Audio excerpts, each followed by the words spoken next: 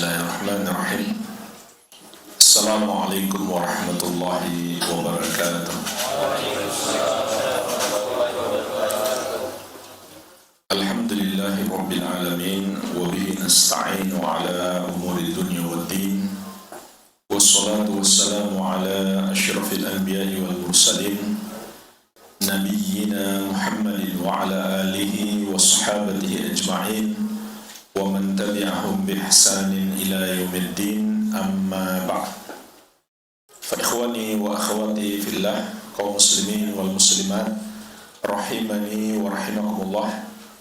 Semoga Allah Subhanahu wa ta'ala senantiasa mencurahkan rahmatnya kepada kita sekalian. Kita lanjutkan pembahasan ringkasan kitab Al-Mulakhas fi Syarhi Kitab At-Tauhid yang disusun oleh Al-Imamul Allamah Al-Fauzan hafizahullah ta'ala, memasuki bab yang ke-5. Penulis kitab Tauhid, Syekhul Islam Al-Mujahidul Mujaddid Al-Imamul Allamah Al-Syekh Muhammad At-Tamimi rahimahullah ta'ala menyebutkan babud du'a ila syahadati an la ilaha illallah, bab berdakwah kepada syahadat la ilaha illallah. Maksud bab ini adalah penjelasan tentang kewajiban mendakwahkan tauhid, mengajak manusia mentauhidkan Allah Subhanahu wa ta'ala, menyembah hanya kepadanya, dan meninggalkan semua bentuk peribadahan kepada selain Allah Subhanahu wa ta'ala. Mengajak manusia masuk Islam dengan mengucapkan 2 kalimat syahadat, disertai dengan pemahaman terhadap maknanya, keyakinan terhadap kebenarannya, dan pengamalan dalam kehidupan sehari-hari.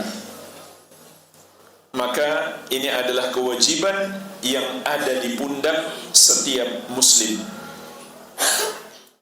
Dan ini adalah susunan bab yang sangat bagus, karena di 4 bab sebelumnya, bab pertama sampai ketiga menjelaskan tentang kewajiban mentauhidkan Allah, keutamaannya, dan kedudukannya yang sangat tinggi. Setelah itu bab keempat, penjelasan tentang lawan daripada tauhid, yaitu bahaya dosa syirik. Setelah itu barulah penulis mengingatkan kewajiban berdakwah. Artinya seakan beliau ingin mengatakan, jika kita sudah tahu agungnya tauhid dan bahaya dosa syirik, jangan kita amalkan sendiri saja, ajarkan juga kepada orang lain. Dan inilah jemaah sekalian, bukti cinta terbesar kita kepada keluarga kita maupun semua orang yang kita cintai.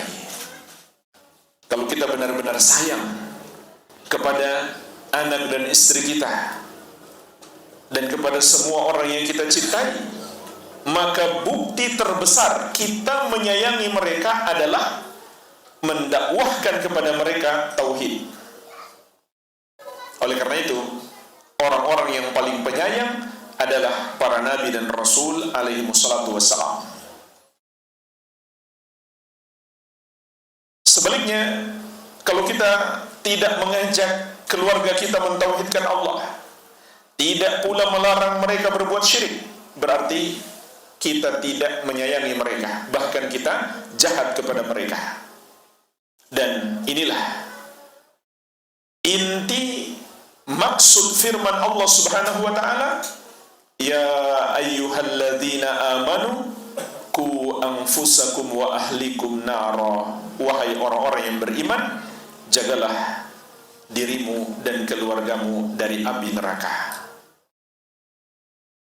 Maksud menjaga keluarga kita dari api neraka adalah Sebagaimana kata Ali bin Abi Thalib radhiyallahu anhu, "Allimuhum addibuhum." Ajarkan kepada mereka ilmu agama, lakukan amar ma'ruf nahi munkar terhadap mereka, dan berikan hukuman yang ringan kalau mereka melanggar ajaran agama. Itu maknanya.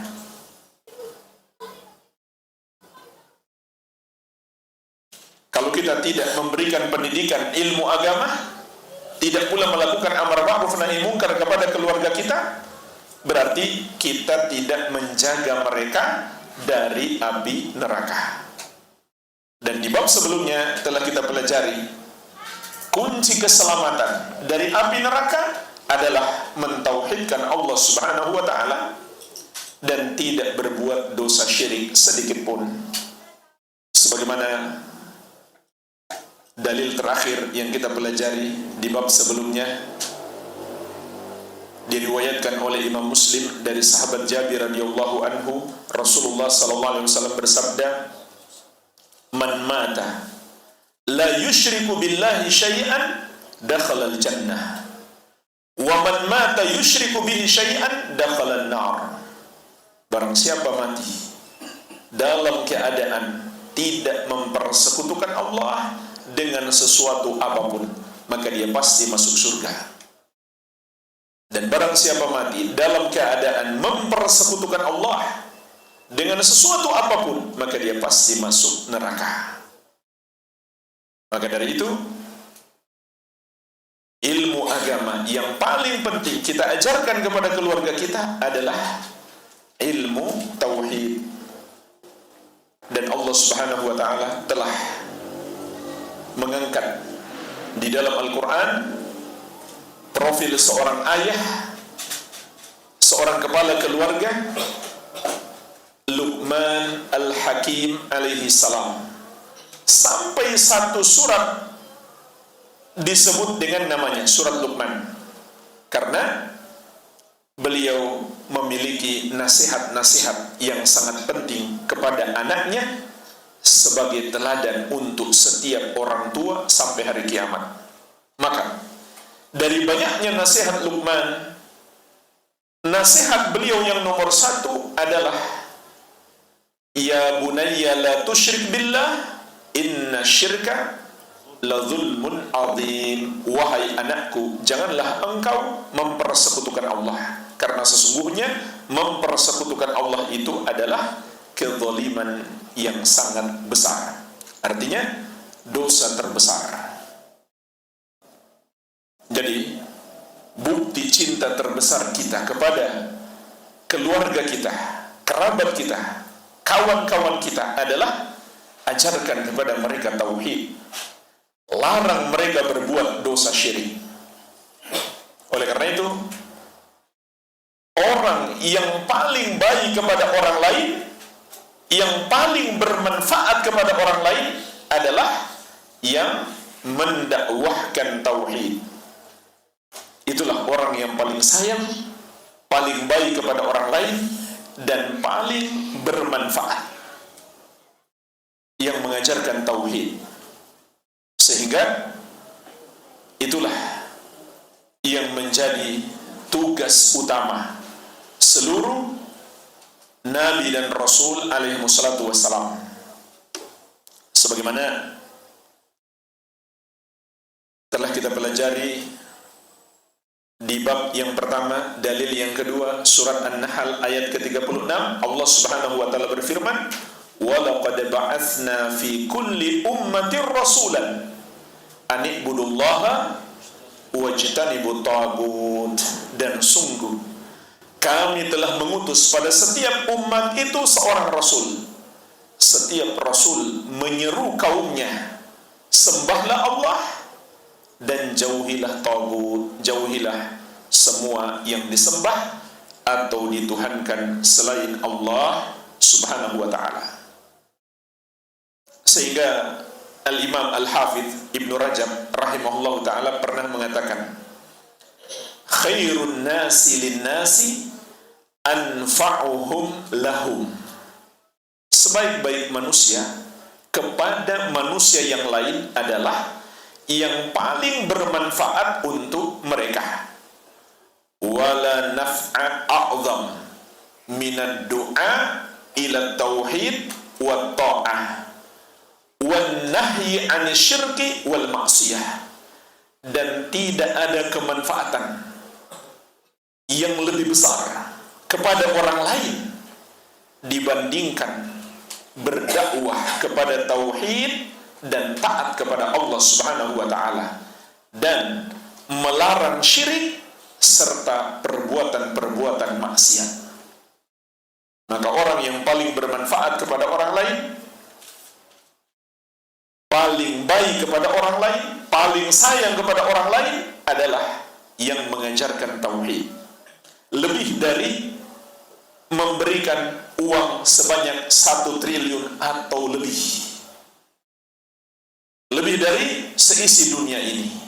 Sebagaimana insya Allah akan kita pelajari dalam bab ini. Oleh karenanya, di surat Al-Imran ayat 110 Allah Subhanahu wa taala mengabarkan umat Islam adalah sebaik-baiknya umat.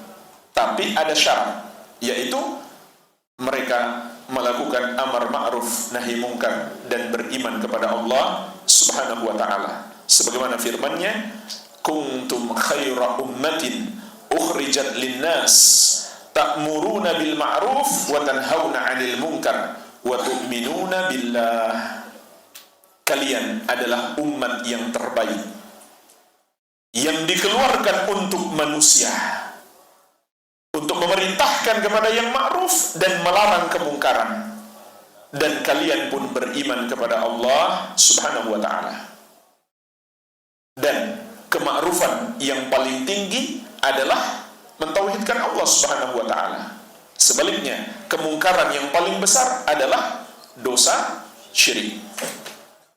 Maka umat yang terbaik adalah yang mengajak kepada tauhid dan melarang perbuatan dosa syirik. Jadi jemaah sekalian, susunan bab yang disebutkan oleh penulis kitab tauhid, kalau kita perhatikan dengan baik, sangat memahamkan kita tentang kewajiban berdakwah dan urgensinya yang sangat agung. Mari kita lihat pembahasan dalil satu persatu dalam bab ini. Bab ini terdiri dari 3 dalil.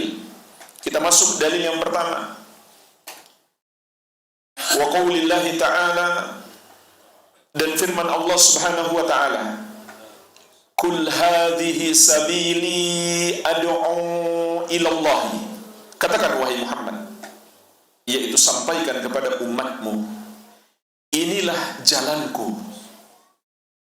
Aku berdakwah mengajak manusia kepada Allah, yaitu mengajak manusia untuk mentauhidkan Allah dan menaatinya, serta meninggalkan syirik dan kemaksiatan.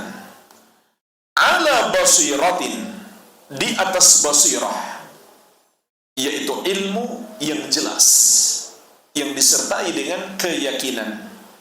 Ana wa manittaba'ani, aku dan orang-orang yang mengikuti aku. Maksudnya, aku dan para pengikutku juga berdakwah di atas ilmu. Wa subhanallahi wa ma ana minal musyrikin, dan maha suci Allah, dan aku tidak termasuk orang-orang yang mempersekutukannya. Surat Yusuf ayat 108.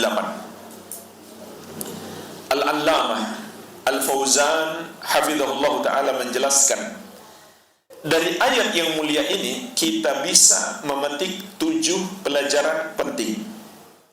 Pelajaran yang pertama, anna da'wata ila syahadati an la ilaha illallah hiya tariqatur rasul wa atba'ihi, bahwasannya berdakwah kepada syahadat la ilaha illallah, yaitu mengajak manusia mentauhidkan Allah, menyembah hanya kepada Allah yang satu saja dengan keyakinan hanya Allah yang berhak disembah, dan tidak membenarkan penyembahan kepada selain Allah, tidak pula mempersembahkan satu ibadah kepada selain Allah, maka berdakwah kepadanya adalah jalannya Rasulullah SAW dan para pengikut beliau.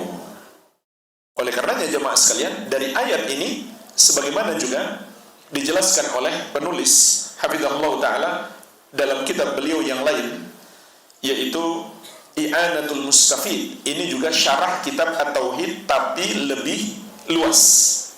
Penulis hafizahullah mengatakan, ayat ini menunjukkan setiap muslim wajib berdakwah. Kenapa? Karena setiap muslim wajib menjadi pengikut Nabi Muhammad SAW. Dan sudah jelas-jelas Allah mengatakan di sini, jalan Rasul adalah berdakwah. Jalan pengikut beliau juga berdakwah. Berarti berdakwah wajib bagi setiap muslim. Oleh karenanya jemaah sekalian, kita pun paham, untuk bisa berdakwah nggak harus jadi ustadz dulu, nggak harus jadi kiai atau ulama dulu, tidak pula harus bisa ceramah, bisa baca kitab, bisa bikin kajian, tidak harus. Namun ingat, sebagaimana insya Allah akan kita bahas di poin yang kedua, dakwah tentu harus berdasarkan ilmu. Artinya meskipun sedikit, asalkan kita yakin itu berdasarkan ilmu, wajib kita sampaikan. Minimal wajibnya kepada keluarga kita sendiri. Itu yang paling wajib. Makin dekat hubungan kekeluargaan, makin wajib kita dakwahi. Karena kita yang bertanggung jawab menjaga mereka dari api neraka. Dan Rasulullah SAW juga bersabda, "Ballighu anni walau ayah." Sampaikan dariku walau hanya satu ayat ataupun satu hadis. Dan sering saya ingatkan, di masa sekarang Allah Subhanahu wa taala berikan kepada kita kemudahan untuk berdakwah. Di antaranya melalui gadget kita, melalui aplikasi WhatsApp. Kita kirimkan kepada teman kita satu ayat saja, atau satu hadis saja, atau satu potongan kajian, nasihat. Itu sudah termasuk berdakwah. Begitu pula kita kirim ke grup-grup keluarga, atau kita upload ke medsos. Ini termasuk dakwah. Dan bisa jadi ada orang yang mendapatkan hidayah melalui medsos kita. Dan sebaliknya, betapa banyak orang yang tersesat, terjerumus dalam maksiat gara-gara medsos. Maka kita harus bersaing dengan orang-orang yang menyebarkan kerusakan di medsos, dengan orang-orang yang mengajak berbuat maksiat di medsos, bahkan mengajak berbuat syirik dan bid'ah di dalam agama. Harus bersaing. Jangan hanya share acara jalan-jalan, makan-makan. Bahkan yang sangat bermudarat sebenarnya, share kegiatan umroh ataupun haji, ataupun cuma foto-foto lagi hadir di majelis ilmu. Apa bahayanya? Di antaranya bisa merusak niat kita. Mungkin memunculkan riya yang tadinya kita ikhlas. Lihat, semakin banyak like, share, and comment, kita pun semakin bangga diri. Ingin kalau bisa lebih banyak lagi yang like and share and comment. Ini riya di zaman modern. Jadi, share dakwah dan ikhlaskan niat karena Allah. Andai kita posting satu hari, satu ayat saja, satu hadis saja, kalau kita tambah sedikit dengan keterangan ulama, itu sudah sangat bagus. Manfaatkan medsos kita. Andai kita buka medsos cuma untuk itu saja, itu sangat bagus. Daripada lama-lama di medsos juga menonton video-video yang tidak baik. Dan terkadang klik satu video, muncul video-video yang semisal, iya kan? Begitu cara kerjanya di medsos. Ini sangat berbahaya. Begitu klik satu drakor, muncul drakor yang lain. Akhirnya terpengaruh nonton. Nggak sadar jemaah sekalian, cuma gerak-gerak jempol habis 2 jam. 2 jam itu ada hisabnya kelak di hari kiamat. Bayangkan kalau kita gunakan untuk dakwah. Atau lihat ada postingan seorang dai, seorang ulama di medsos, itu aja kita share. Nggak usah kita bikin postingan baru. Jadi nggak harus kita yang copy paste sendiri, atau apalagi tulis sendiri, mengarang sendiri, nggak perlu. Cukup copy paste saja. Bisa jadi ada orang yang mendapatkan hidayah melalui apa yang kita share di medsos kita ataupun di WhatsApp dan lain-lain. Dan ini akan menjadi pahala yang luar biasa. Sebab dalam hadis yang diriwayatkan Imam Muslim dari Abu Hurairah radhiyallahu anhu, Rasulullah sallallahu alaihi wasallam bersabda, "Man da'a ila hudan kana lahu minal ajri mithlu ujuri man tabi'ahu la yanqusu dzalika min ujurihim syai'a." Barang siapa mengajak kepada hidayah, mengajarkan satu kebaikan, maka dia akan mendapatkan pahala orang-orang yang mengikutinya tanpa mengurangi pahala mereka sedikit pun. Bayangkan kalau kita sempat share satu video kemudian menjadi viral, isinya ajakan kepada kebaikan. Orang baca saja, dengar saja, jika yang dia baca dan dengar itu hal yang baik, kita sudah dapat pahala. Kalau dia amalkan, mengalir lagi pahala ke kita. Kalau dia ajari ke orang lain, mengalir lagi pahala kita dari orang berikutnya. Sehingga ini bisa menjadi pahala yang terus mengalir sampai hari kiamat. Bayangkan pahalanya jemaah sekalian. Jangan kita sia-siakan. Dan kita semua tahu dosa kita banyak, sementara amalan kita sangat sedikit. Dan perjalanan kita setelah mati, perjalanan yang panjang. Maka kita perlu banyak bekal. Di antara cara mudah untuk memperbanyak bekal kita adalah berdakwah. Bahkan berdakwah itu pun gak harus langsung. Bisa jadi kita di belakang layar. Kalau kita punya keahlian bikin video-video dakwah yang menarik, itu bagus. Orang mungkin gak kenal kita, tapi kita dapat pahala yang mengalir. Dan itu lebih ikhlas. Orang gak kenal, kita cuma di belakang layar. Kita yang setting semua videonya. Termasuk juga menjadi panitia kajian atau DKM masjid yang mengadakan kajian. Bukan mereka yang ceramah, tapi pahala mengalir kepada mereka sama pahalanya dengan ustadznya. Bahkan termasuk juga orang yang sekedar share info kajian. Tapi jemaah sekalian, kalau kita mampu, jangan cuma share info kajian. Kalau perlu, hubungi orang yang mau kita ajak kajian dan tawarkan, mau nggak saya jemput? Bahkan kalau perlu, jemput dulu dia, ajak makan bakso supaya dia tertarik kan. Setelah dari makan bakso, mampir ke toko HP, belikan HP, lebih tertarik lagi dia. Kalau kita mampu, kenapa tidak? Rasulullah SAW demi melunakkan hati orang kafir loh, sudah kafir kurang ajar lagi, Nabi SAW memberikan kepadanya kambing sebanyak 1 lembah. Ini jumlah yang sangat besar. Andai dikasih 10 ekor saja, tentu dia sudah sangat senang. Tapi Nabi SAW ngasihnya nggak tanggung-tanggung. Orang itu takjub luar biasa. Dia pun pulang ke kampungnya. Sampai di kampungnya dia langsung teriak, "Ay qaumi aslimu, fa inna Muhammadan la yu'ti ata'an ma yakhaful faqr." Wahai kaumku, ayo kita masuk Islam. Karena Muhammad kalau ngasih sedekah, dia tidak khawatir jatuh miskin. Karena ngasihnya nggak tanggung-tanggung. Kita mungkin nggak sampai segitu, nggak perlu sampai segitu. Kita ngasih ke orang demi agar melunakkan hatinya untuk kita dakwahi, terutama keluarga kita, terutama lagi orang tua kita sendiri. Itu sudah kewajiban kita memberi kepada orang tua kita. Apakah memberi nafkah atau sekedar hadiah jika mereka tidak butuh nafkah kita, supaya hati mereka melunak sehingga mudah kita nasihati. Ini jemaah sekalian, cara-cara berdakwah.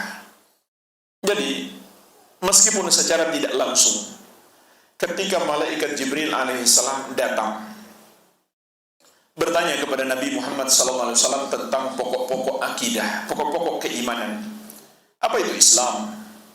Apa itu iman? Apa itu ihsan? Dan apa tanda-tanda kiamat? Kemudian Nabi SAW menjawab satu persatu secara rinci. Setelah malaikat Jibril alaihissalam pergi, maka Nabi SAW mengatakan kepada para sahabat, "Hadza Jibril atakum yu'allimukum dinakum." Yang tadi bertanya itu adalah malaikat Jibril alaihissalam. Sengaja beliau datang kepada kalian untuk mengajarkan kepada kalian ajaran-ajaran agama kalian. Padahal yang mengajar adalah Nabi Muhammad SAW. Yang malaikat Jibril alaihissalam cuma bertanya. Tapi kata Nabi SAW, dia yang datang mengajar. Kenapa? Karena beliau menjadi sebab. Nah, ini juga cara berdakwah sebetulnya. Bertanya kepada ustaz, padahal jawabannya kita sudah tahu. Tujuannya agar ustaz menjawab dan bisa menjadi nasihat untuk hadirin. Ini boleh bertanya kepada ustaz yang sebenarnya jawabannya kita sudah tahu. Tapi tidak boleh tujuannya untuk ngetes ustaznya. Kalau ustaz boleh ngetes muridnya ya, itu kurang bagus adabnya kalau dia ngetes ustaznya. Jadi kita pun akan dapat pahala berdakwah meskipun secara tidak langsung, hanya dengan ikut membantu dakwah. Termasuk orang yang Allah berikan karunia harta, bantulah dakwah apapun yang dia bisa. Membantu pendanaan panitia kajian atau DKM, membantu pondok pesantren, maka orang itu kelak cuma santai di rumah, tapi pahala mengalir kepada dia karena dia membantu dakwah. Dakwah itu terus berjalan, dan orang-orang yang dapat ilmu dari suatu majelis yang dia bantu atau pondok pesantren yang dia bantu, kemudian mengamalkan ilmunya, kemudian mendakwakan lagi, pahala terus mengalir kepadanya. Dia cuma santai di rumah. Itu keutamaan orang yang punya harta lalu dia gunakan di jalan Allah Subhanahu wa ta'ala. Kita masuk pelajaran yang kedua. Annahu yajibu 'ala ad-da'iyah an yakuna 'aliman bima yad'u ilaih, 'aliman bima yanha anhu. Bahwasannya wajib atas setiap orang yang berdakwah memiliki ilmu tentang apa yang dia dakwahkan atau apa yang dia larang. Karena dalam ayat Nabi SAW diperintahkan oleh Allah Subhanahu wa ta'ala untuk mengabarkan dakwah beliau ala basiratin, di atas ilmu yang terang. Berarti berdakwah harus berdasarkan ilmu. Meskipun seseorang sudah berdakwah tapi tidak berdasarkan ilmu, maka dia belum mencontoh Nabi Muhammad SAW. Bahkan ini sangat berbahaya. Lebih baik dia nggak usah berdakwah kalau tanpa ilmu. Karena kalau dia berdakwah tanpa ilmu, dia bukan mengajarkan kebaikan, malah menyesatkan. Dan sebagaimana berdakwah kepada kebaikan akan menjadi pahala yang terus mengalir, menyesatkan orang juga akan menjadi dosa yang terus mengalir. Sebagaimana dalam lanjutan hadis riwayat Muslim dari Abu Hurairah radhiyallahu anhu yang telah kita sebutkan tadi, kata Nabi sallallahu alaihi wasallam, "Wa man da'a ila dhalalatin kana 'alaihi minal itsmi mithlu athami man tabi'ahu la yanqusu dzalika min athamihim syai'a." Dan barang siapa mengajak kepada kesesatan atau mencontohkan satu keburukan, maka dia akan mendapatkan dosa para pengikutnya tanpa mengurangi dosa mereka sedikit pun. Jadi bayangkan kalau dia share satu video yang mengajak orang untuk berbuat maksiat, kemudian jadi viral di medsos, orang nonton saja dia sudah dapat dosa. Kalau kemudian mereka amalkan kemaksiatan itu, dosa terus mengalir kepadanya. Dia sudah mati, videonya sudah terlanjur viral, sudah di-copy juga oleh akun-akun lain. Orangnya sudah mati, pahalanya sudah berhenti, tapi dosanya belum berhenti. Na'udzubillah. Ini bahaya berdakwah tanpa ilmu. Dan bahkan ulama juga menjelaskan ilmu yang kita butuhkan dalam dakwah mencakup 3 macam ilmu. Ilmu yang pertama, seperti kata Syekh, ilmu tentang apa yang hendak kita sampaikan. Maksudnya apa? Pastikan konten dakwah kita berdasarkan Al-Quran dan Sunnah sesuai pemahaman ahli sunnati wal jamaah, yang merujuk kepada pemahaman para sahabat radhiyallahu ta'ala anhum ajma'in. Itu yang disebut ilmu. Sebagaimana kata al-Imam Syafi'i rahimahullah, al-ilmu qala Allahu wa qala rasuluhu wa qala sahabah wa ma siwa dzalika waswasatu syaitan. Ilmu itu adalah apa kata Allah, apa kata Rasulullah sallallahu alaihi wasallam, dan apa yang dijelaskan oleh para sahabat beliau. Selain itu adalah bisikan setan. Ini yang dimaksud dengan ilmu agama, ilmu tentang konten dakwah kita. Apa yang harus kita sampaikan harus ada dasar dari Al-Quran atau dari As-Sunnah. Kalau kita hendak menjelaskan maknanya, harus merujuk kepada pemahaman sahabat. Tapi andai kita nggak menjelaskan, kita cuma sampaikan satu ayat atau satu hadis, itu juga tidak mengapa. Itu juga satu dakwah. Namun kalau kita hendak menjelaskan makna ayat, makna hadis, pastikan tidak keluar dari pemahaman ahli sunnati wal jamaah. Itulah ilmu. Meskipun ada ayatnya atau ada hadisnya, tapi tidak sesuai dengan pemahaman para sahabat, itu adalah penyesatan, itu bukan ilmu. Itulah yang disebut dengan syubhat. Kelihatannya benar, ada ayatnya, ada hadisnya, tapi pemahamannya tidak mengikuti pemahaman yang benar. Maka itu hanyalah menyesatkan. Maka hati-hati. Contoh saja jemaah sekalian, ada orang-orang yang menggunakan ayat-ayat jihad atau hadis-hadis tentang mati syahid. Ayatnya benar, hadisnya benar, tapi kesimpulan mereka itu menunjukkan kewajiban memerangi pemerintah yang menurut mereka sudah kafir. Mereka pun melakukan aksi-aksi terorisme. Bahkan aparat pemerintah pun mereka sikat, seperti polisi dan tentara. Mereka bunuh. Alasan mereka berjihad. Ayatnya ada, hadisnya ada. Tapi korbannya, na'udzubillah, sama-sama muslim.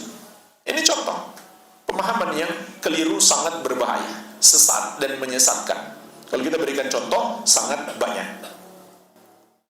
Ilmu yang kedua yang kita butuhkan dalam dakwah adalah ilmu tentang cara menyampaikan dakwah. Dan yang ketiga, ilmu tentang kondisi objek dakwah. Dan secara garis besar, ilmu yang kedua dan ketiga ini Allah sebutkan di surat An-Nahl ayat 125. Ud'u ila sabili rabbika bil hikmah wal mau'izatil hasanah wajadilhum billati hiya ahsan. Ajaklah ke jalan Rabbmu dengan hikmah dan nasihat yang baik, dan debatlah dengan cara yang terbaik. dari surat An-Nahl ayat 125, Al-Imam Ibnul Qayyim rahimahullah menjelaskan ada 3 bentuk objek dakwah dan 3 metode menghadapi mereka. Orang yang pertama, orang yang mencintai kebenaran. Apabila dia mendengarkan kebenaran, dia senang dan dia mengikutinya. Maka orang seperti ini digunakan cara yang pertama, yaitu kata Allah Subhanahu wa taala, ud'u ila sabili rabbika bil hikmah. Ajaklah ke jalan Rabbmu dengan hikmah, dengan kelembutan, dengan penyampaian yang baik. Sedangkan orang yang kedua, yang menerima kebenaran tapi agak berat, maka orang seperti ini perlu ditambah dengan metode yang kedua, wal mau'izatil hasanah, nasihat yang baik. Imam Ibnul Qayyim rahimahullah menjelaskan yang dimaksud dengan nasihat yang baik di sini adalah perintah dan larangan disertai at-targhib wa tarhib, motivasi dan ancaman. Maksudnya kita bukan hanya ngasih ayat dan hadis tentang perintah dan larangan, kita tambahkan lagi hadis atau ayat yang memberikan motivasi kepadanya atau memberi ancaman. Misalkan orang yang bertransaksi dengan riba, dia dinasihati, dia paham, tapi sulit dia meninggalkan. Perlu kita kasih lagi ayat atau hadis yang memberi ancaman kepada pelaku riba. Ini yang kedua. Yang ketiga, orang yang menentang dakwah, maka gunakan metode yang ketiga, kata Allah Subhanahu wa taala, wajadilhum billati hiya ahsan, dan debatlah mereka dengan cara yang terbaik. Jadi ini cara yang ketiga, yang terakhir dalam ayat ini. Maka tidak benar kalau ini dijadikan sebagai suatu metode untuk berdakwah. Ini hanya digunakan kalau orang itu menentang. Itu pun dengan syarat billati hiya ahsan, dengan cara yang terbaik, yaitu dengan ilmu dan adab dan niat yang ikhlas. Ini 3 adab penting dalam berdebat. Pertama, dengan ilmu, bukan debat kusir. Yang kedua, dengan adab, bukan dengan kata-kata yang kasar, kotor. Itu hanya akan membuat orang lari dari dakwah. Yang ketiga, dengan niat yang ikhlas. Karena banyak orang berdebat, dia ingin menonjolkan dirinya, bahwa dia jago debat, bahwa dia bisa mengalahkan orang lain dalam debat, bahwa dia punya ilmu. Nah, ini berarti menunjukkan dia tidak ikhlas. Makanya untuk berdebat tidak setiap orang boleh melakukannya, hanya orang-orang yang berilmu. Tapi apa yang terjadi di medsos hari ini? Hampir semua orang jadi pendekar. Setiap hari berdebat di medsos tanpa ilmu, hanya keluar kata-kata keras, nggak bisa mendatangkan hujah untuk membantah, cuma permainan kata-kata atau cuma ejekan. Habis nulis menertawakan orangnya, WKWKWK, nggak punya hujah. Dan yang paling berbahaya, orang seperti ini malah dia nanti yang akan terpengaruh.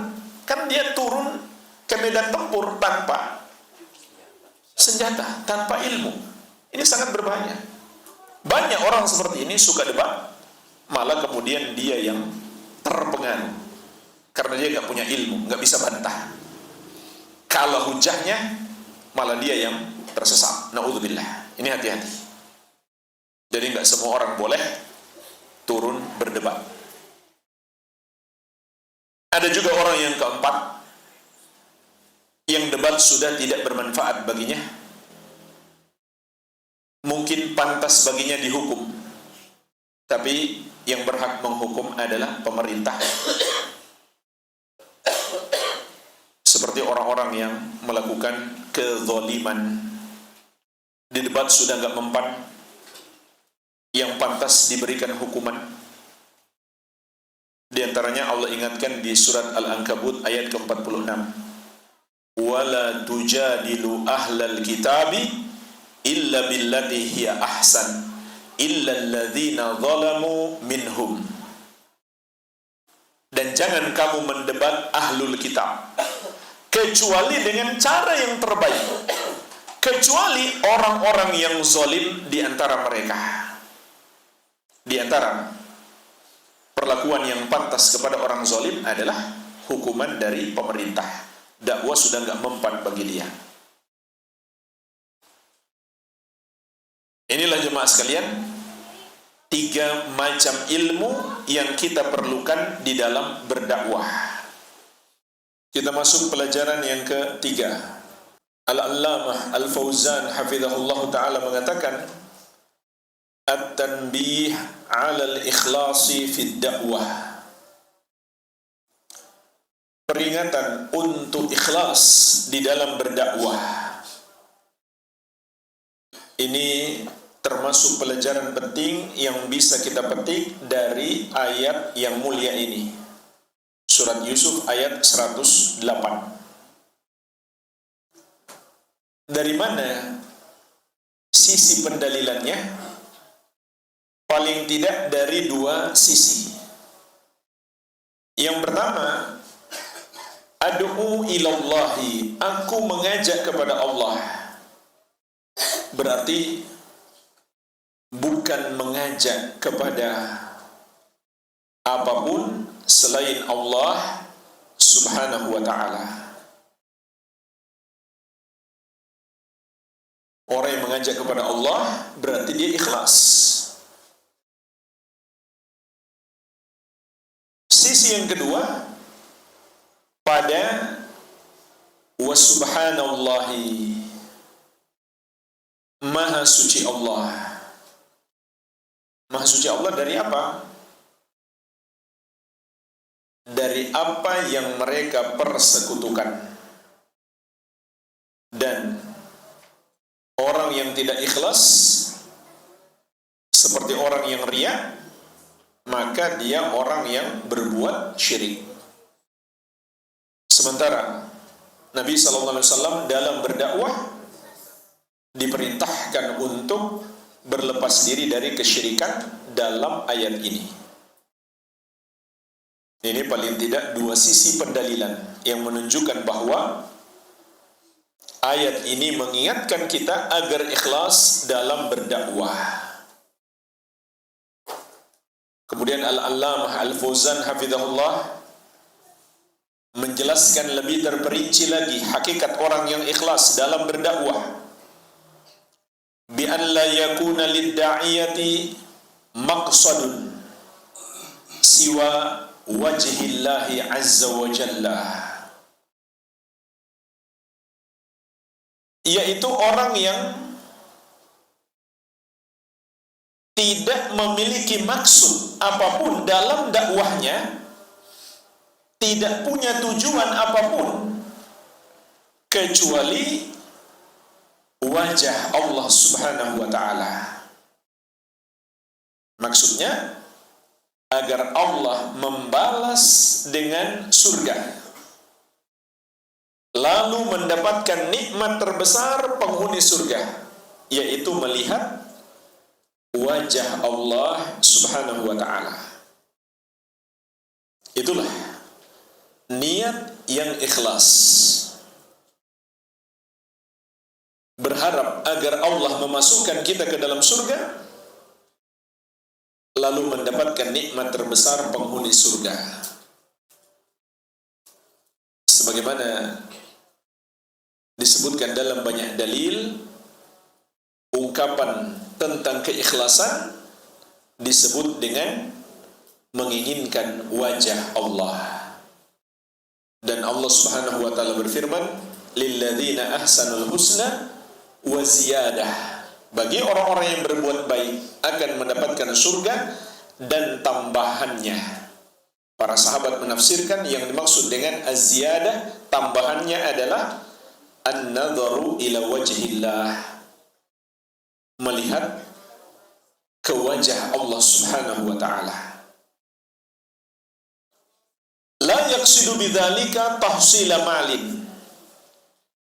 Dia tidak bermaksud dengan dakwahnya tersebut untuk mengumpulkan harta, au riasatin, atau meraih jabatan, au madhin minan nas, atau pujian manusia, au da'watin ila hizbin au madhhabin, atau dakwah kepada hizib, sebuah kelompok atau partai atau yayasan atau komunitas, ataupun madhab tertentu. Jadi orang yang ikhlas niatnya semata-mata untuk mencari keridhaan Allah Subhanahu wa taala atau mendapatkan balasan dari Allah Tabaraka wa taala, yaitu balasan di akhirat, balasan surga dan dijauhkan dari api neraka. Itulah niat kita dalam berdakwah. Dan jemaah sekalian, ini kedengarannya mudah, tapi kenyataannya sangat berat. Ikhlas itu bagian yang sangat berat dalam ibadah. Apalagi jika di balik ibadah itu ada banyak kenikmatan dunia yang bisa kita dapatkan. Ini termasuk ujian, terutama di masa sekarang. Orang yang berdakwah begitu dihargai. Di satu sisi itu hal baik, tapi bersamaan dengan itu ujian besar ada di hadapan orang yang berdakwah. Ujian harta, ujian kepopuleran, ketenaran, sama saja di medsos, di YouTube, ataupun di dunia nyata. Dan di balik ketenaran atau kepopuleran itu ada berbagai macam keuntungan dunia juga. Dapat endorse. Mungkin kalau dia ingin jadi pejabat, kalau dia mencalonkan diri, banyak yang mendukung. Ini semuanya godaan-godaan yang bisa merusak niat kita. Banyak lagi. Maka ikhlas itu tidak mudah. Kalau bukan karena pertolongan Allah Subhanahu wa taala, kita nggak akan bisa ikhlas. Hanya saja jemaah sekalian, di sisi lain, jika niat kita sudah ikhlas untuk mencari keridhaan Allah Subhanahu wa taala, bolehkah kita tambahkan niat untuk mendapatkan harta dari mengajarkan ilmu agama? Maka di sini ulama beda pendapat. Tapi kalau niat utamanya untuk mendapatkan harta, atau bahkan itu niat satu-satunya, itu sudah jelas tercelah. Bahkan itu termasuk syirik kecil, yaitu beramal akhirat karena dunia. Insya Allah ada bab tersendiri dalam kitab ini akan kita bahas. Itu termasuk cinta dunia berlebihan, yang kata Nabi SAW, ta'isa abdud dinar, ta'isa abdud dirham, celaka hamba dinar, celaka hamba dirham. Karena saking cintanya dia kepada dunia, sehingga niatnya untuk beramal soleh demi mendapatkan dunia, bukan akhirat, maka ini sampai pada tingkat syirik kecil. Nah, yang diperselisihkan ulama, kalau niat utamanya untuk akhirat, tapi dia juga menyertakan keinginan untuk mendapatkan balasan di dunia. Contoh, dapat gaji atau honor atau apalah kita sebut, upah. Boleh atau tidak orang yang berdakwah kemudian dia dikasih upah? Maka di sini ada perbedaan pendapat ulama. Dalam madhab Hanafi itu tidak dibolehkan. Ini pendapat yang pertama. Mereka berdalil dengan ayat-ayat yang sangat banyak di dalam Al-Quran tentang para nabi dan rasul dalam berdakwah tidak sedikit pun meminta upah. Allah Subhanahu wa taala berfirman tentang Nabi Nuh alaihi salam. Beliau berkata, "Wa ma as'alukum alaihi min ajrin." Aku tidak minta upah kepada kalian atas dakwahku tersebut. In ajriya illa ala rabbil alamin. Tidaklah upahku kecuali dari Allah Rabbul Alamin. Sampai Nabi kita Nabi Muhammad sallallahu alaihi wasallam di surat Al-Furqan ayat 57, Allah Subhanahu wa taala memerintahkan kepada beliau, "Qul," katakan wahai Muhammad, "Ma as'alukum alaihi min ajrin illa man syaa'a yattakhidha ila rabbih sabila." Aku tidak meminta upah atas kalian atas dakwah yang aku serukan, kecuali bagi siapa yang ingin mengambil jalan menuju kepada Rabb-Nya. Dan banyak lagi ayat-ayat yang semisal menjelaskan kepada kita para nabi dan rasul dalam berdakwah tidak meminta upah. Ini pendapat yang pertama. Pendapat yang kedua adalah pendapat mayoritas ulama dari mazhab Maliki, Syafi'i dan Hambali, bahwa hukumnya boleh. Dan ini pendapat yang dikuatkan oleh Al-Lajnah Ad-Daimah yang diketuai oleh Asy-Syaikh Ibnu Baz rahimahullahu taala rahmatan wasi'ah. Di antara dalilnya dalam hadis yang diriwayatkan Al-Bukhari dan Muslim, Rasulullah sallallahu alaihi wasallam bersabda, "Inna ahaqqa ma akhadtum alaihi ajran kitabullah." Sesungguhnya yang paling berhak kamu ambil upah atasnya adalah kitab Allah. Maksudnya mengajarkannya itu yang paling berhak untuk diberi upah.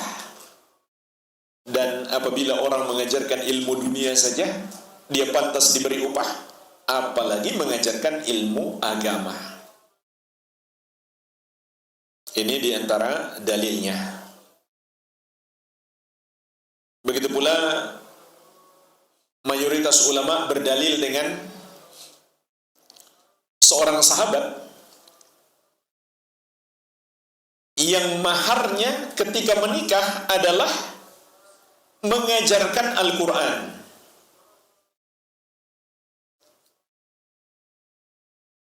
Jadi yang gak punya duit mau nikah, ini bisa jadi alternatif.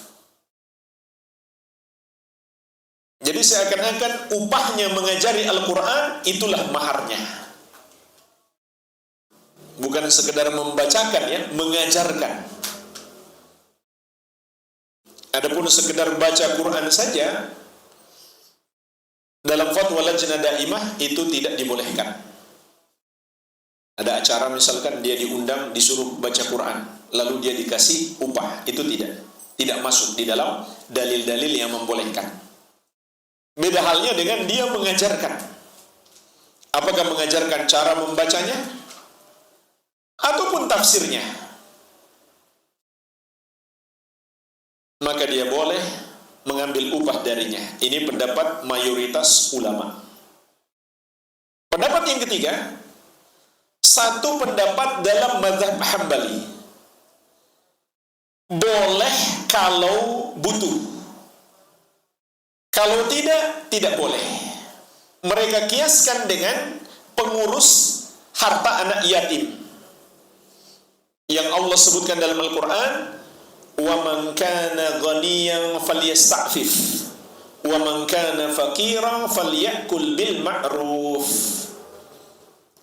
Dan barang siapa memiliki kecukupan, hendaklah dia menjaga kesucian diri. Artinya, jangan dia sentuh harta anak yatim yang dia bantu kelola. Dan barang siapa yang fakir, maka hendaklah dia mengambilnya, memakannya dengan cara yang ma'ruf. Para ulama menjelaskan yang dimaksud dengan cara yang ma'ruf, dia ambil seperlunya saja, maksimalnya seperti gaji orang yang mengelola harta anak yatim dan mengurus anak yatim tersebut. Jadi jangan lebih daripada itu. Dan bahkan sebagian ulama mengatakan hendaklah dia niatkan itu sebagai hutang. Kalau dia sudah berkecukupan, dia ganti. Maka ini dikiaskan kepada orang yang mengajarkan ilmu agama. Jika dia memang perlu, boleh dia ambil. Kalau dia nggak perlu, alhamdulillah dia sudah tercukupi dari sumber yang lain, maka janganlah dia ambil. Ini pendapat yang ketiga. Ini 3 pendapat. Pendapat yang paling kuat insya Allah adalah pendapat jumhur ulama, mayoritas ulama dari kalangan Malikiyah, Syafi'iyah, dan Hanabilah, berdasarkan dalil-dalil yang telah kita sebutkan. Lalu bagaimana dengan dalil-dalil tentang para nabi dan rasul yang tidak meminta upah? Maka ulama yang membolehkan mengambil upah itu menjawab dengan 2 jawaban. Jawaban yang pertama, itu berlaku bagi yang wajib atasnya mengajarkan ilmu. Contoh, kita wajib mengajari anak kita. Nggak boleh kita minta upah dari anak kita. Begitulah para nabi dan rasul. Mereka Allah wajibkan, dan kewajiban mereka melebihi manusia pada umumnya. Ini jawaban yang pertama. Jawaban yang kedua, larangan yang terkandung pada dalil-dalil yang menjelaskan para nabi dan rasul tidak mengambil upah, itu dibawa kepada makna al-karohah. Jadi hukumnya mengambil upah maksimalnya adalah makruh, tidak sampai haram. Dan kalau kita ikut pendapat yang ketiga, dan ini pendapat yang baik karena di dalamnya ada kehati-hatian, maka jika kita Allah berikan kecukupan dari sumber yang lain, lebih afdal kita tidak ambil. Kalau kita ambil, maka maksimalnya makruh, tidak sampai haram. Yang tidak boleh adalah kalau seseorang nggak mau berdakwah kecuali harus dibayar. Nggak dibayar dia nggak datang. Atau bayarannya dipatok. Sekali tampil minimal 60 juta. Kalau kurang dari itu dia nggak mau datang. Dan kalau mereka nggak mampu bayar, dia pun nggak datang. sehingga dia pun memilih-milih, ini undangan dari mana nih? Amplopnya tebal atau tipis nih? Kalau yang tebal dia datang, yang tipis dia nggak datang. Nah ini yang tercela, itu adalah indikasi kuat niatnya rusak. Sampai di sini kita bisa memetik satu kesimpulan penting. Sebagaimana juga dijelaskan oleh Imam Ibnu Utsaimin rahimahullah dalam syarah beliau, bahwa kunci utama keberhasilan dakwah itu ada dua. Yang pertama ikhlas, yang kedua ilmu. Inilah pilar utama kesuksesan dakwah yang terkandung di dalam surat Yusuf ayat 108. Yang pertama ikhlas.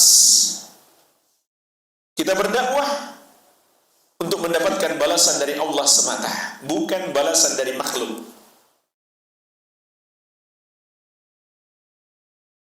Yang kedua, kita berdakwah berdasarkan ilmu. Kenapa? Dua hal ini yang menjadi kunci sukses dalam berdakwah.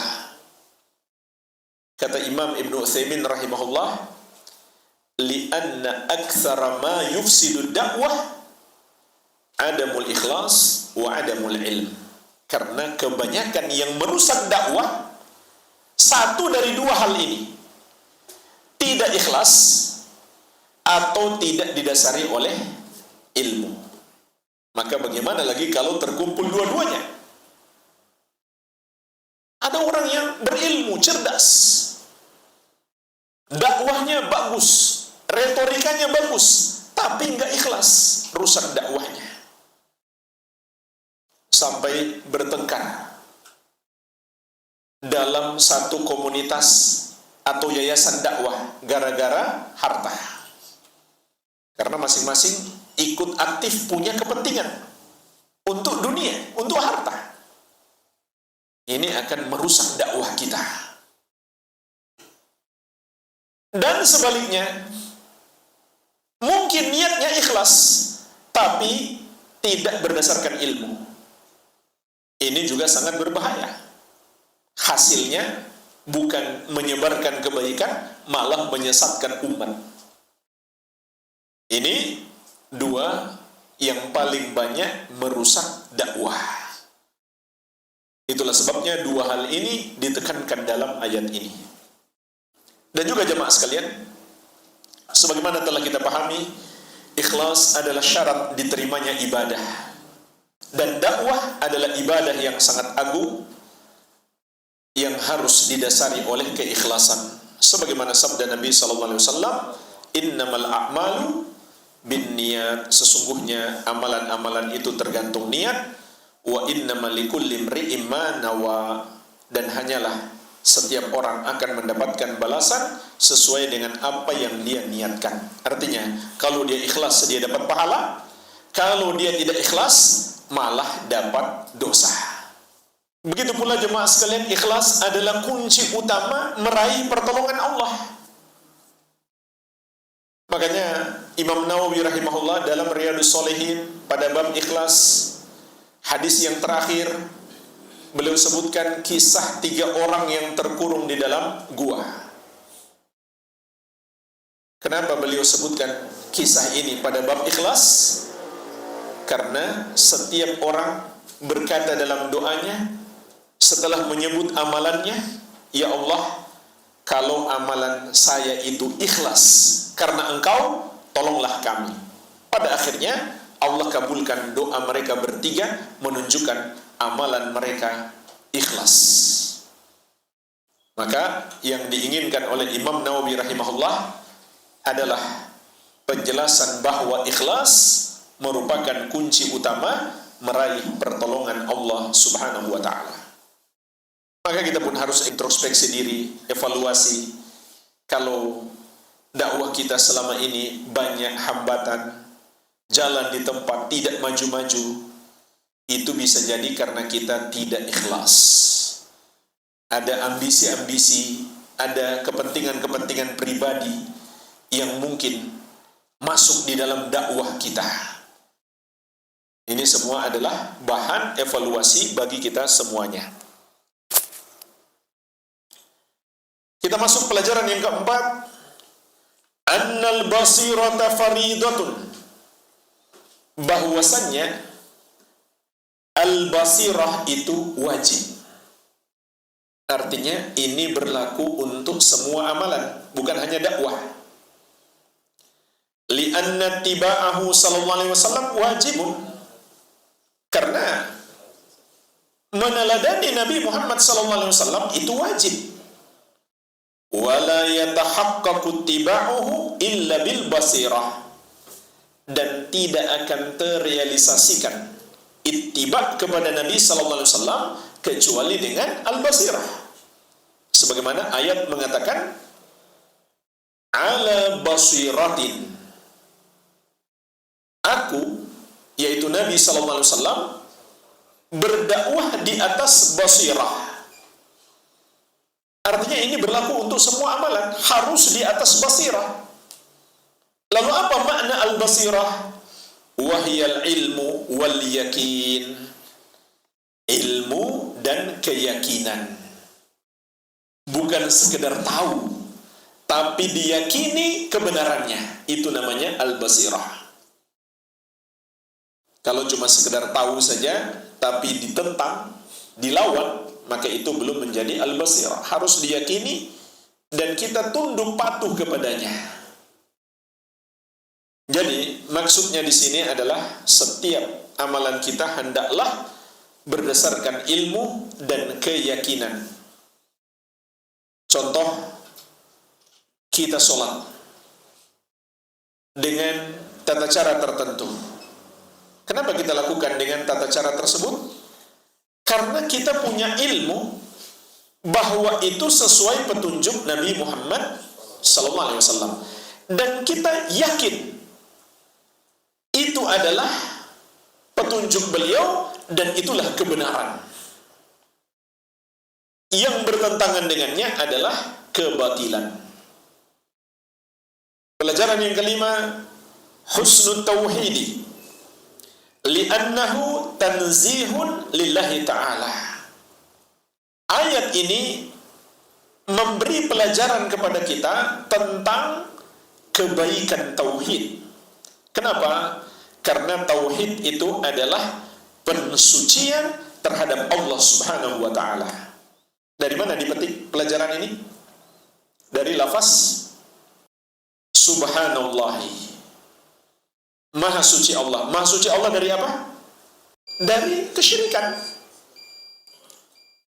Jadi, tauhid itu adalah pensucian terhadap Allah dari kesyirikan. Itulah yang terkandung di dalam subhanallah. Sebagaimana di ayat yang lain, subhanahu wa ta'ala amma yusyrikun. Maha suci dan maha tinggi Allah dari apa yang mereka persekutukan. Jadi kalimat subhanallah ini adalah kalimat tauhid. Di dalamnya terkandung pensucian terhadap Allah dari dosa syirik. Pelajaran yang keenam, kebalikan dari pelajaran yang kelima. Kubuh syirki li'annahu masabbatun lillahi ta'ala. Buruknya dosa syirik. Karena dalam dosa syirik itu ada cacian, hinaan, dan perendahan kepada Allah Subhanahu wa ta'ala. Karena sebagaimana sudah sering kita pelajari, hakikat syirik itu adalah taswiyatu ghairillahi billahi fima yakhtassu bihi. Menyamakan selain Allah, yaitu makhluk, dengan Allah dalam kekhususan milik Allah. Contoh ibadah. Ibadah itu milik khusus Allah. Tatkala dipersembahkan kepada makhluk, maka orang yang melakukannya telah menyamakan makhluk itu dengan Allah Subhanahu wa ta'ala. Maka di situ terkandung hinaan kepada Allah. Karena Allah yang maha besar, yang maha tinggi, yang maha agung, yang maha kuat, yang maha perkasa, yang maha kuasa, yang maha suci, yang maha mulia, namun disamakan dengan makhluk yang kecil, yang rendah, yang hina, yang lemah, maka ini suatu penghinaan kepada Allah Subhanahu wa ta'ala. Oleh karenanya jemaah sekalian, di surat Al-Hajj ayat ke-62, setelah Allah menegaskan hanya Dia yang berhak disembah, maka Dia menjelaskan alasannya, karena hanya Dia yang maha tinggi lagi maha besar. Dzalika bi anna Allaha huwal haqq wa anna ma yad'una min dunihi huwal batil wa anna Allaha huwal aliyyul kabir. Yang demikian itu, Dialah Allah sesembahan yang benar, dan semua yang mereka sembah selain Dia adalah batil, tidak benar. Dan bahwasanya Allah Dialah yang maha tinggi lagi maha besar. Maka kalau begitu, hanya Dia yang pantas untuk disembah. Di sini juga terkandung pelajaran. Di dalamnya ada penjelasan yang sangat logis. Mengapa orang Muslim harus membenci orang musyrik atau orang kafir? Kenapa? Setiap orang musyrik atau orang kafir itu, mereka mencaci Allah, menghina Allah. Karena mereka menyamakan Allah dengan makhluk. Ibadah yang seharusnya mereka berikan kepada Allah, tapi mereka berikan kepada makhluk. Atau mereka sifatkan kepada Allah sifat yang hanya pantas diberikan kepada makhluk yang lemah. Seperti mereka mengatakan Allah itu adalah bapa dan memiliki anak. Ini pelecehan kepada Allah. Pantas kalau kita marah. Orang melecehkan orang tua kita saja kita marah besar. Bagaimana lagi dengan yang melecehkan Allah Subhanahu wa ta'ala?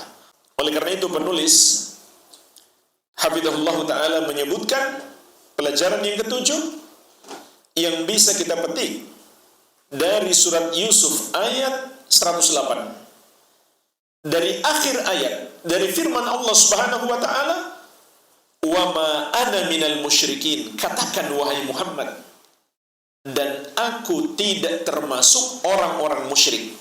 Artinya, aku tidak bergabung dengan mereka, tidak mencintai mereka, tidak dekat-dekat kepada mereka. Maka pelajaran yang ketujuh, wujub ibtiadil muslim anil musyrikin. Wajibnya seorang muslim menjauhi orang-orang musyrik. La yasiru minhum fi syai'in. Tidak sedikit pun dia menjadi bagian dari mereka. Fala yakfi annahu la yusyrik. Maka belum cukup bahwa dia tidak berbuat syirik. Dia pun harus menjauhi orang-orang musyrik. Dalam ucapan beliau sebelumnya yang Allah perintahkan untuk beliau katakan wa subhanallah dan maha suci Allah, itu sudah mengandung makna aku menjauhi kesyirikan. Ternyata itu belum cukup. Beliau juga harus menjauhi orang-orang musyrik tersebut. Wa ma ana minal musyrikin, dan aku tidak termasuk orang-orang musyrik. Maka inilah jemaah sekalian, ayat yang menjelaskan kepada kita teladan dari Nabi yang mulia, Nabi Muhammad SAW, seorang hamba yang paling baik akhlaknya, mengajarkan kepada kita kewajiban berlepas diri dan menjauhi orang-orang musyrik. Tidak seperti yang digambarkan oleh sebagian orang-orang liberal, seakan-akan Nabi SAW saling mencintai dengan orang-orang kafir, dan bahwa itulah akhlak mulia. Padahal yang terjadi kebalikannya. Beliau berlepas diri dari mereka. Mereka pun memusuhi beliau, sehingga mereka menyakiti beliau, dan beliau pun harus terusir dari kampung halaman. Dan bahkan Allah mengabarkan kepada kita, ini adalah uswatun hasanah dari seluruh nabi dan rasul, bukan hanya Nabi Muhammad sallallahu alaihi wasallam, sebagaimana dalam surat Al-Mumtahanah ayat keempat. Qad kanat lakum uswatun hasanah fi Ibrahim walladzina ma'ahu, sungguh telah ada bagimu teladan yang baik pada diri Ibrahim dan orang-orang yang bersama beliau. Imam At-Tabari rahimahullah dalam tafsir beliau menjelaskan yang dimaksud dengan orang-orang yang bersama Nabi Ibrahim alaihissalam adalah seluruh nabi dan rasul yang lainnya, termasuk Nabi Muhammad sallallahu alaihi wasallam. Idz qalu liqaumihim, ketika mereka berkata kepada kaum mereka, inna bura'a'u minkum wa mimma ta'buduna min dunillah, sesungguhnya kami berlepas diri dari kalian dan dari apa yang kalian sembah selain Allah. Kafarna bikum, kami mengingkari atau menyalahkan perbuatan kalian menyembah kepada selain Allah. Wa bada bainana wa bainakumul adawatu wal baghdha abadan hatta tu'minu billahi wahdah, dan telah nampak jelas antara kami dengan kalian permusuhan dan kebencian selama-lamanya sampai kalian beriman kepada Allah yang satu saja. Berlepas diri dari orang-orang kafir, tidak mencintai mereka, tidak menjadikan mereka sebagai teman dekat, tidak memuliakan mereka, dalam ayat ini disebut oleh Allah sebagai uswatun hasanah, teladan yang baik. Sayangnya ada sebagian orang yang mengaku muslim menamakannya dengan intoleran, bahkan radikal, teroris, atau minimal mereka katakan ajaran Wahabi. Seakan-akan itu ajaran baru dimunculkan oleh para ulama ahli sunnah hari ini, padahal itu ajaran seluruh nabi dan rasul alaihi wassalatu wassalam. Dan di sini juga ada pelajaran bahwa berlepas diri dari kesyirikan itu bukan dari perbuatannya saja, juga dari orangnya. Tidak seperti kata sebagian orang, benci saja perbuatannya, orangnya jangan. Itu tidak benar. Dan Allah pun menetapkan termasuk kemunafikan adalah mencintai orang-orang musyrik, bersikap loyal kepada mereka, bergaul dekat dengan mereka, dan memuliakan mereka, sebagaimana dalam surat An-Nisa ayat 138-139. Basyiril munafiqina bi anna lahum adzaban alima alladzina yattakhiduna al-kafirina awliya'a min dunil mu'minin.